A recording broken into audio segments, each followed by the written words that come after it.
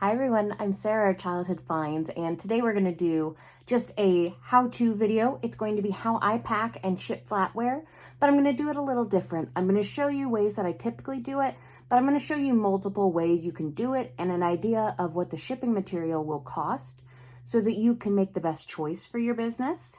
And so we're just going to get right into it. Okay, so here you can see quite a few different tools that you can use.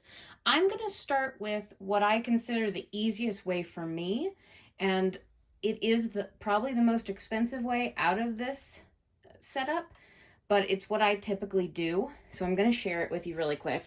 So what I do is I personally get these 10 4x4 boxes. Now, let me preface this by saying this is what I do for flatware sets when I'm selling 4, 6, 8 plus in a set that will sell for over $25 to $30. I'm not going to be doing this for a set that sells for $8, $10.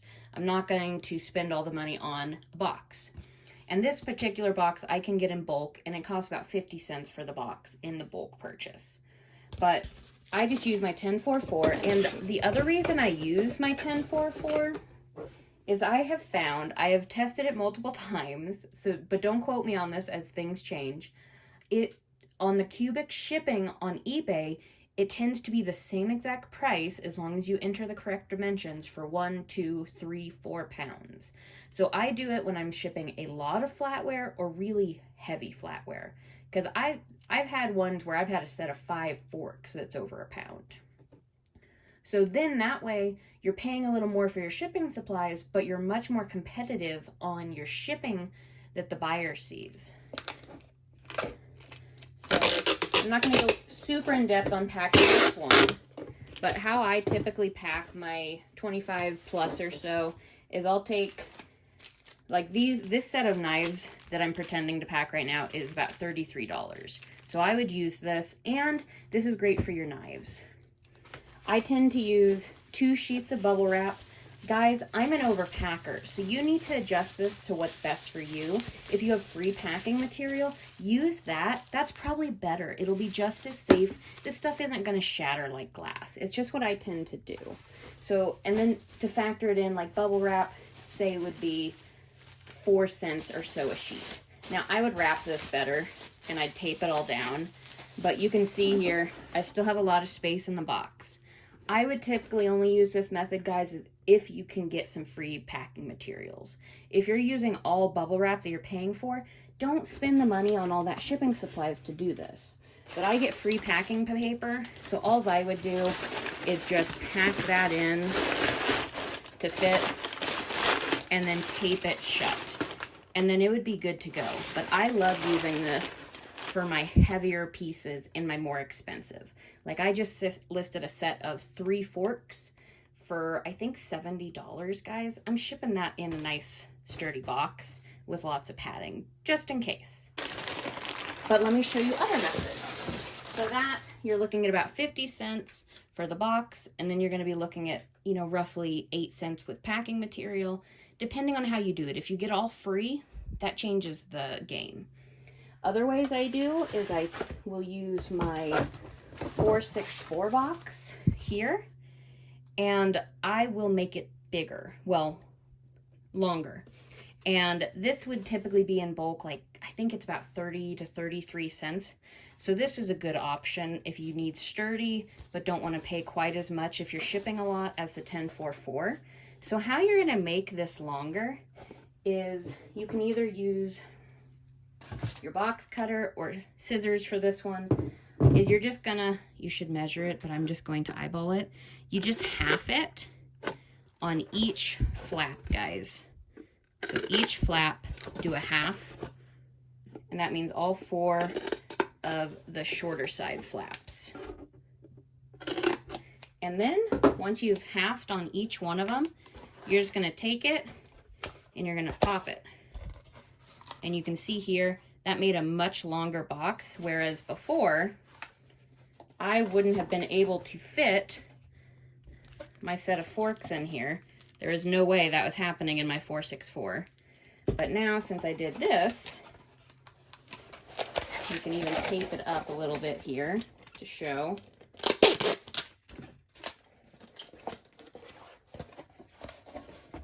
Now you can see this would fit nicely in there. So that's another way to do it. And again, I would probably do this for like salad forks, teaspoons. Sometimes my forks can get a little too tall where this isn't the best option. This is actually a little bit tight. Let me see if my knives are smaller. No, my knives aren't smaller. But like teaspoons, I have one over here. Or like my salad forks that are decent value, those would fit great in there, the salad forks, with plenty of space. So that's another way. Again, I would either wrap it in packing material or bubble wrap. I typically use at least one thing of bubble wrap just to do the first round, and then packing material. And again, I would just do this if I get free packing material. That's definitely what's going to matter here. But about 33 cents to 30 cents for this box if you can buy it in bulk. And by bulk, that's typically 100. So keep that in mind. These will be more expensive if you can't do that. I would also, so if I was shipping this set here, what I would do is I would do about the same thing as my smaller set, and I would just wrap it. And so all I did was I just put all of the silverware set in one bag. I'm not going to individually wrap because I'm not quite that much of an overpacker. And then I would just tape up, and then I would do it one more time.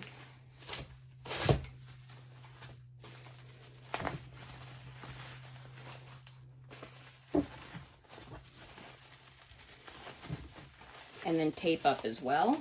And then this actually will fit in my 1044 box too, guys. And this will ship for that £1 rate. So typically after the eBay discount, like $6.30, I believe it is around. So this makes you way more competitive on shipping. And again, things may change on this box, so don't quote me. But for now, that's the way to go.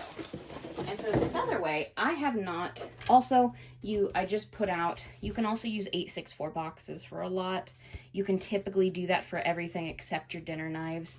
And sometimes I've had forks taller than 8 inches. But those you can typically just go diagonal.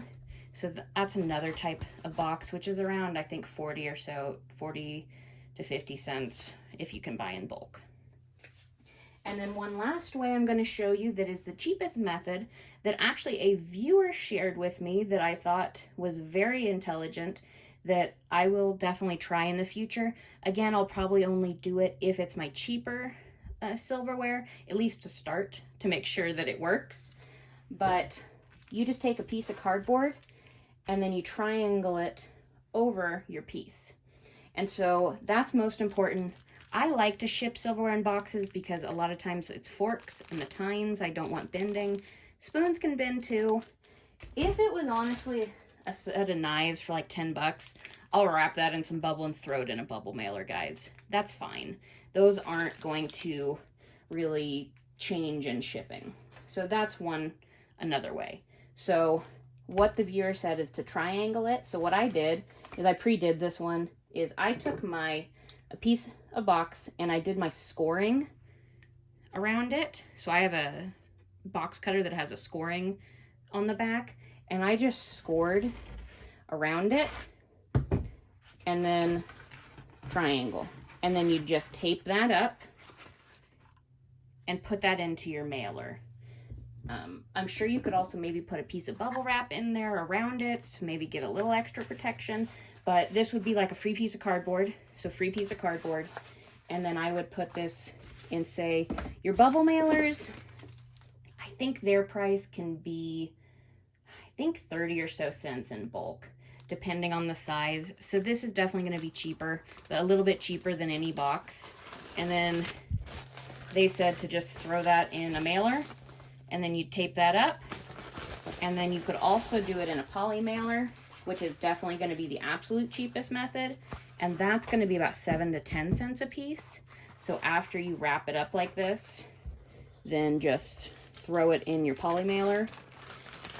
And of course, tape it up and slap on your label. Other things to factor in, guys, just really quickly, when you're considering the shipping, is weight. So typically my 1044 boxes, oh, that just ripped off my tape. Either way, is going to be, it weighs 2.6 ounces. So I have to factor that in if I'm trying to keep something under a certain shipping weight to keep down my shipping costs. Look at how much your stuff weighs. My 464 box is 1.6 ounces. Then you've got your bubble mailer that's going to be 1/2 ounce, and your poly mailer that's going to be like 0.2 ounces. So this would absolutely probably be the best method if it's safe enough. I haven't personally tried it yet, but I think it'd be plenty safe. I just wouldn't do it on, I'm never, ever, ever sending a $100 item or even 70 plus in a poly mailer. I feel like if you spend that much on boxing it, so I think this would definitely be the most affordable if you're really wanting to just get into silverware and you're doing cheaper sets. This would be very affordable. And also, you don't need the scoring tool. You can also do this where if it's a double-walled box, is I just lightly go down where I want to bend, just where it cuts through the first layer on the box cutter. That wasn't the best, but then that'll also bend it for you so that it also gives you the same effect. So that's another way you can do it as well. So there's a few ways, guys, and some cost. I hope this was helpful. I know I didn't go fully into packing it, but just to give you an idea of how I ship my flatware. And just as a side note, the reason this is like this is how I store all of my flatware so I can find it. I bag them and number them. So thank you guys for joining me. This turned out much longer, but you can always fast forward. So I'll see you guys on the next video.